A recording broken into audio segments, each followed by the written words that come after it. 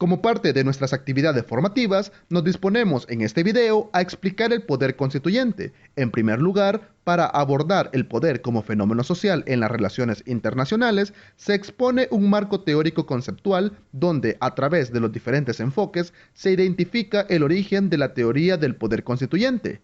Luego, se estudian las diferentes corrientes que explican desde distintas ópticas las tres modalidades del poder, con lo cual se realizará el análisis práctico que nos llevará a dar una conclusión concreta del tema.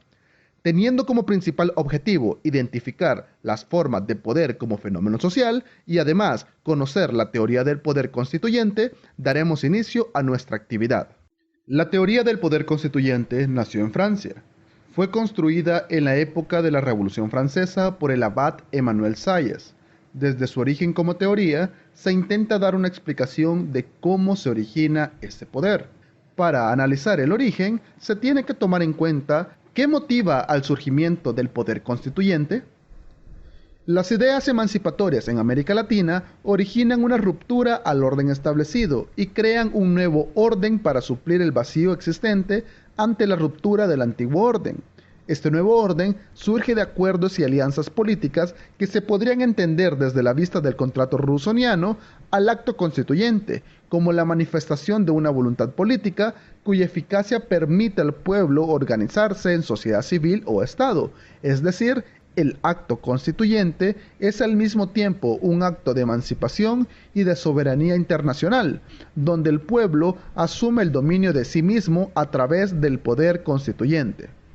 Además, para el análisis se toman en cuenta las motivaciones organizacionales que dan origen a la voluntad constituyente, teniendo como bandera las libertades individuales, tanto políticas, ideológicas, culturales u económicas, generando de esta manera la necesidad de crear una organización para administrar esos derechos naturales. Con base a lo planteado, se puede definir que en América Latina el poder constituyente originario surge de un poder fundacional, supremo, legalmente ilimitado y soberano, que crea al poder constituido.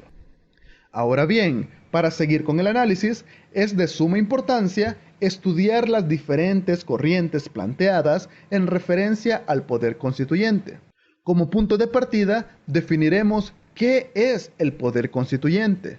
Según Sieyès, el poder constituyente es la voluntad de la nación que se orienta a crear un orden. Este orden tiene carácter político, que al conformar una constitución establece un marco jurídico al poder y afirma que el tercer estado, o dicho de otra forma, la burguesía, es el cuerpo vivo de la nación, y es ahí donde se encuentra dicho poder.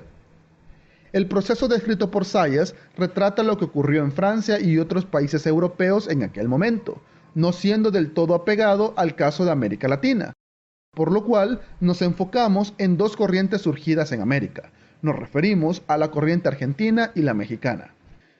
Según la corriente argentina, en palabras del constitucionalista Sánchez Villamonte, el poder constituyente es la soberanía originaria, extraordinariamente suprema y directa, en cuyo ejercicio la sociedad política se identifica con el Estado, para darle y crearle sus órganos de expresión necesaria y continua.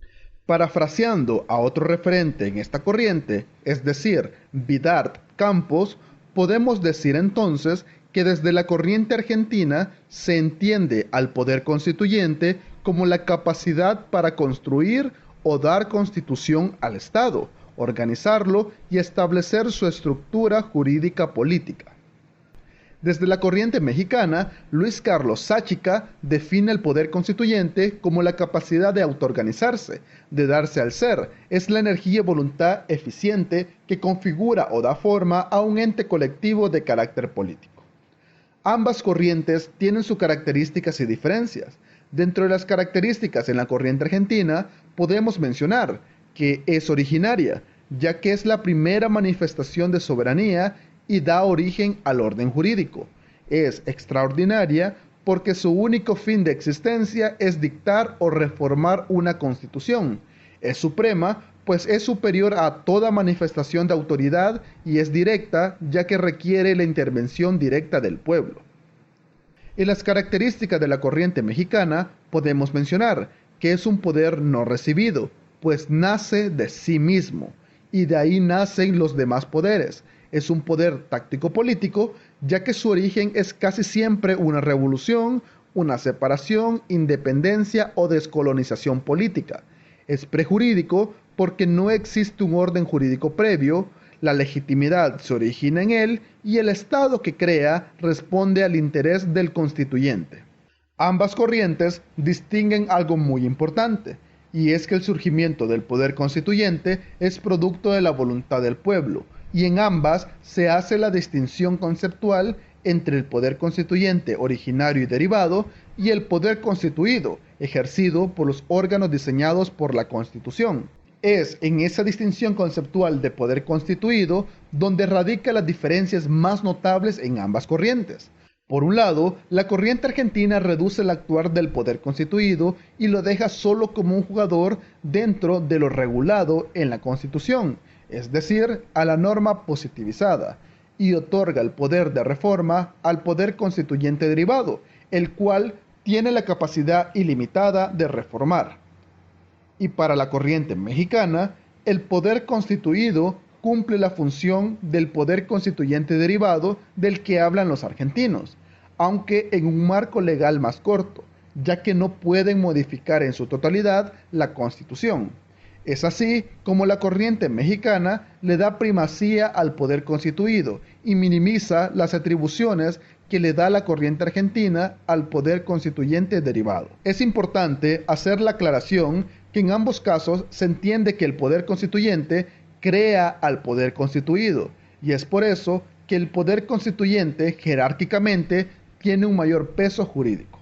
Ya teniendo desarrollado nuestro marco conceptual, podemos identificar los momentos en los cuales ha estado presente el poder constituyente originario, el poder constituyente derivado y el poder constituido en el relato Breve Historia de la Asamblea Legislativa de la República de El Salvador. Encontramos el poder constituyente originario en el contexto y manifestaciones sociales que originaron el surgimiento de la República Federal de Centroamérica y su Constitución de 1824. El poder constituyente derivado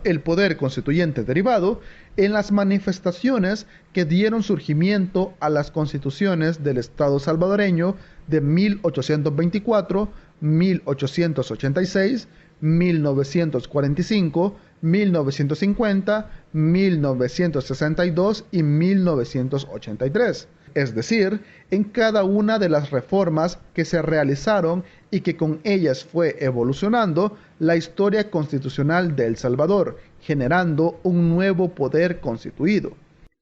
Ahora bien, el poder constituido lo encontramos desde el Estado Federado y su Constitución Federal Centroamericana de 1824, hasta la Constitución de la República de El Salvador de 1983, que ha establecido diferentes poderes constituidos y se encuentran normados en la positivización de la norma jurídica, es decir, la Constitución.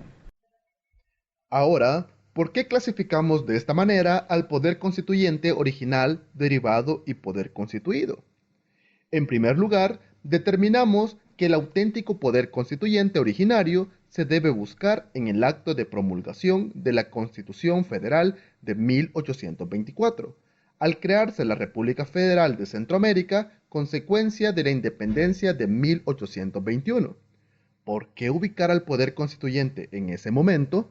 Simplemente porque cumple con las características sociológicas de emancipación y ruptura del orden establecido, es decir, del orden creado por la corona española, creando de esta forma un nuevo orden. De igual forma, podemos decir que la Constitución de la República Federal plasma en su contenido esa corriente republicana y liberal. Si lo enfocamos desde la corriente argentina del poder constituyente, encontramos las características irrefutables. Es originaria, extraordinaria, suprema y directa. Del mismo modo, se encuentran todas las características descritas por la corriente mexicana. En la historia constitucional de El Salvador se identifica en un primer momento la corriente argentina, ya que una vez establecido el Estado federado junto con la Constitución, éste le entrega el poder de reformar al poder constituyente derivado, pues plantea la forma por la cual se tiene que instaurar una asamblea constituyente quien se ha encargado a lo largo de la historia de realizar las reformas que se han visto necesarias en momentos específicos, de acuerdo a los intereses de quienes conformaban la asamblea constituyente. Una de esas manifestaciones del poder constituyente derivado fue la instauración del Estado de El Salvador, el cual, a través de una asamblea constituyente, la provincia de San Salvador se vuelve independiente, nombrado al Estado como El Salvador, y dictando así la primera constitución estatal el 12 de junio de 1824, la cual fue sancionada por el prócer José Manuel Rodríguez, en su carácter de presidente. Luego de esta reforma se realizaron otras siempre bajo la misma lógica de convocar a una asamblea constituyente, pero fue hasta 1886 que se realiza un cambio significativo dentro de la misma, generando un poder constituido nuevo que recoge principios democráticos, liberales y republicanos, como por ejemplo el garante de los derechos individuales, ya que tales reformas se vieron influenciadas por la Revolución de Francia, la Revolución de Inglaterra y la Revolución norteamericana. Este nuevo orden estableció la separación de la Iglesia y el Estado. Siguiendo con la historia constitucional, en el año 1950 se convoca una nueva Asamblea Constituyente, a raíz del contexto de cambios violentos de gobiernos que se estaban generando en la época. Durante esta se le da origen a la representatividad proporcional que se mantiene hasta la actualidad, pero es 12 años más tarde que después de un golpe de Estado se convocó a otra Asamblea Constituyente, con la que queda suscrita la Constitución de 1962.